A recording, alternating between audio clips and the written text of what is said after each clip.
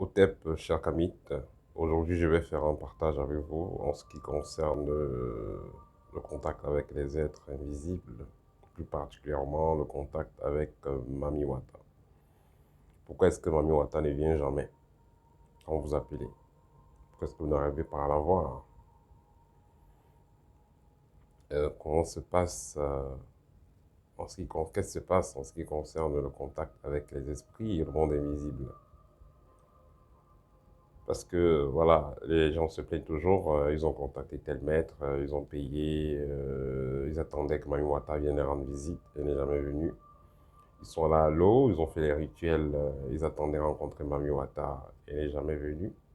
Alors, qu'est-ce qui se passe? Pourquoi est-ce qu'elle ne vient jamais? Et qu'est-ce qu'il faut faire pour qu'il y ait réellement une rencontre? C'est ça qui est dans le débat d'aujourd'hui. Déjà, il faudra commencer par comprendre comment est-ce que fonctionne le monde invisible, comment est-ce que vous fonctionnez vous-même en tant qu'être spirituel incarné dans la matière. Le monde invisible fonctionne sur plusieurs fréquences. Le monde visible contient plusieurs fréquences, plusieurs dimensions. Et chaque dimension est régie par une vibration particulière. Pour pouvoir traverser une dimension particulière, il faut avoir la vibration qui va avec. C'est pourquoi l'initié qui a pris conscience de qui il est, c'est il fait partie des quatre éléments et il a la capacité en lui de prendre la vibration de chacun de ces éléments, ce qui fait que il peut vibrer en résonance avec chacun de ces éléments. Vous êtes donc un individu lambda. Vous avez juste fait un bain de 2 jours, de 3 jours ou de toute une journée et vous allez dire que vous allez invoquer Mami Wata. C'est clair qu'elle ne viendra pas. Ça ne veut pas dire que elle n'a pas toujours su votre message. Parce que je vais vous dire quelque chose. Quand vous cherchez un esprit, l'esprit vous cherche. Il y a parfois les étudiants de l'école me disent qu'ils sont allés faire des exercices dans la nature et après, certains endroits particuliers, certains endroits mystiques. Et après, ceux qui ont des sensibilités développées, bien entendu. Et après, ils ont vu des esprits qui les suivaient ensuite. Ils me disent, mais qu'est-ce qui se passe? Effectivement, ces esprits qui vous suivent, ces esprits que vous allez entrer dans le territoire, parce que vous allez travailler quelque part. Et après, ces esprits-là vont vous suivre. Donc, si vous allez donc, vous essayez de contacter un Mami Wata ou un génie, ne croyez pas que c'est resté anodin. Cet esprit va se présenter à vous en fonction de votre taux vibratoire. Et qu'est-ce qui va vous donner le taux vibratoire adéquat? C'est la discipline, c'est le travail, c'est les clés. Donc, il ne suffit pas tout simplement d'aller un matin chez un marabout, on vous donne les trucs, vous vous lavez, et le soir, Mani Wata vient chez vous, ou bien vous restez chez vous, vous attendez qu'elle vienne, tout ça. C'est très difficile. L'initié doit prendre des jours de travail sur lui-même, préparer sa vibration à celle de la fréquence à laquelle il va être connecté.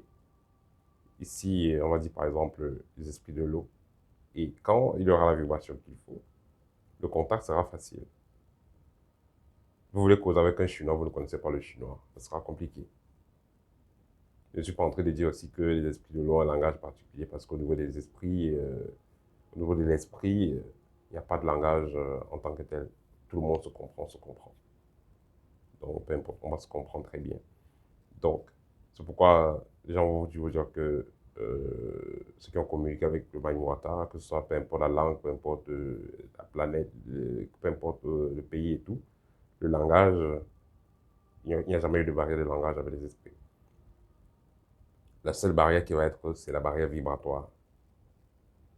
Donc, il faudra commencer par travailler sur votre taux vibratoire en utilisant les techniques avancées, les techniques sérieuses. C'est pourquoi vous n'allez pas voir, n'allez pas voir ces techniques sur le net, n'allez pas voir ces techniques comme ça, c'est des techniques qui se donnent de bouche à oreille, parce que justement, ce que vous devez comprendre, c'est le contact avec les esprits, que ce soit le même mot, que ce soit avec d'autres esprits.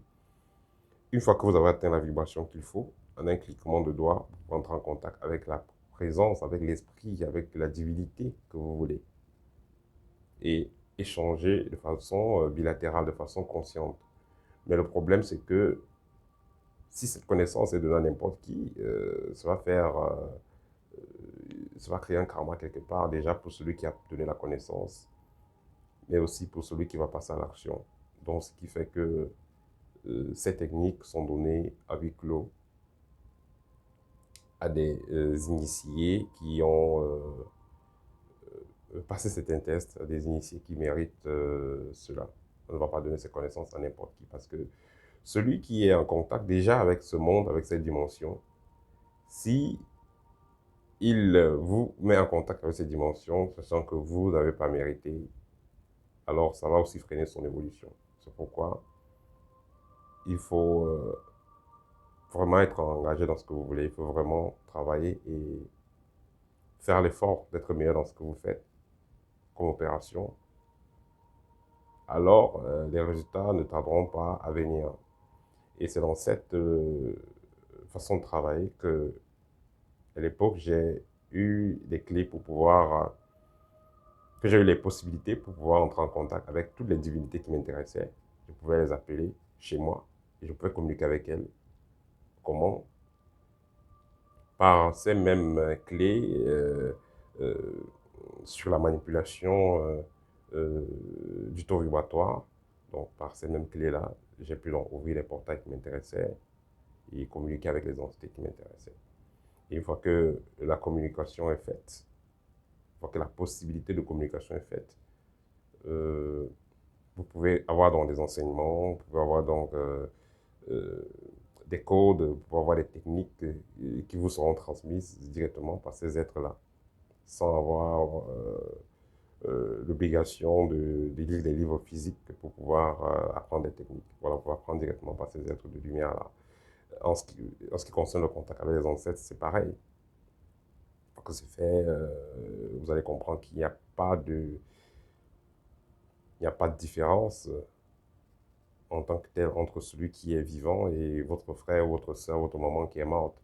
Vous allez comprendre que vous pouvez interférer avec cette personne-là consciemment, quand vous voulez, du moment que vous êtes mis dans cet état vibratoire-là. Vous pouvez connecter, vous pouvez communiquer, que ce soit votre papa, votre maman qui était décédée, vous pouvez apercevoir, voir cette personne, communiquer avec elle. Et quand j'ai eu quand j'ai fait ces expériences pour la première fois, ça m'a beaucoup troublé. Ça m'a beaucoup troublé et bon, ceux qui étaient avec moi, bon, je vais quand même ici remercier celle avec qui j'étais, ma compagne, parce que elle supportait certaines choses. Parce que vous savez, certains gens disent oui, je veux jouer le troisième, oui, je veux communiquer avec le monde invisible. Mais quand la porte est ouverte, c'est ouverte. Et vous allez commencer à avoir des expériences pas possibles. Et après ces moments-là que j'ai commencé à communiquer avec ces fréquences, il était impossible de faire une journée sans avoir l'apparition de un ou deux génies. Donc vous vous retrouvez dans un monde comme le monde de Harry Potter. Vous voyez, vous vous retrouvez dans un monde pareil avec, vous avez des apparitions tout le temps. Vous avez des apparitions tout le temps et ça devient très intéressant. Mais vous vous posez la question, mais qui est-ce que nous sommes? Pourquoi est-ce que nous sommes dans cette existence? Il n'y a pas que les biens matériels, il n'y a pas que les maisons, il n'y a pas que tout ça. Il y a aussi il y a des êtres qui nous accompagnent. Il y a des animaux qui sont autour de nous, il y a des présences qui sont autour de nous, des génies et tout. Pourquoi est-ce qu'ils sont là? À quoi est-ce qu'ils servent? Pourquoi est-ce que nous avons ces êtres-là autour de nous? Que ce soit des anges, que ce soit des démons, que ce soit des animaux et tout. Pourquoi est-ce que nous sommes liés à tout ça? Pourquoi est-ce que nous sommes structurés comme nous sommes? Donc, c'est très intéressant. Et c'est un peu perturbant quand vous évoluez parce que vous vous rendez compte que c'est tout dont on n'en parle pas, ou on en parle très peu. Et les gens sont focalisés sur quoi? Aller au travail, rentrer, trouver leur femme, faire l'amour à leur femme, dormir, s'occuper des enfants, les accompagner à l'école, s'asseoir en soirée, juste pour voir tous les films, fumer un joint d'herbe et tout. Bon, les gens pensent que c'est ça la vraie vie, pourtant c'est la blague, c'est la perte de temps. Or, nous avons tout un paquet qui nous accompagne pour notre incarnation autour de nous. Et nous avons donc le devoir de comprendre qu'est-ce qui nous accompagne, qui est avec nous, qu'est-ce qui se passe. Et noter que nous sommes sur Terre pour un temps précis. Et c'est vrai qu'il y a plusieurs réincarnations, comme le dit la plupart des traditions. Mais vous ne savez pas. Est-ce que vous êtes dans la dernière? Qu'est-ce qui va se passer plus tard? Vous ne savez pas. Autant mieux essayer de comprendre réellement qui vous êtes. Essayez de comprendre réellement les êtres qui vous entourent. Qui sont ces êtres-là? Pourquoi est-ce qu'ils sont là avec vous? Essayez de comprendre ce qui se passe dans d'autres fréquences aussi. Il est important de le faire parce que si vous ne le faites pas, personne ne le fera à votre place et vous allez vous retrouver en train de vivre une incarnation inutile parce que, voilà, les êtres qui vous entourent sont là pour vous aider à accomplir une mission. Mais laquelle? C'est à vous de découvrir. Voilà, ça c'était mon partage avec vous aujourd'hui sur le pourquoi est-ce que Mami Wata ne vient jamais, pourquoi est-ce que vous n'arrivez pas à entrer en contact avec des êtres spirituels, des êtres que vous allez invoquer. Donc il faut tout simplement travailler sur votre taux vibratoire, sur les fréquences qui vous intéressent, avec les clés adéquates. Voilà. C'est pourquoi ont été mis sur pied des écoles initiatiques un peu partout. Vous allez retrouver en Asie, et, dans certains pays occidentaux, à Kama, en Afrique. Voilà. Donc, ceux qui sont intéressés par les formations que nous donnons, voilà la formation complète, c'est-à-dire qui va durer environ 15 mois. On va vous apprendre tout le nécessaire pour pouvoir prendre en vie votre vie spirituelle. Contactez-nous, allez dans le site www.kamit, avec K et S à la fin.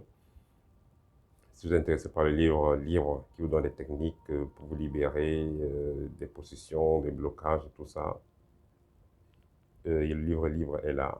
Il va vous aider à résoudre ce problème.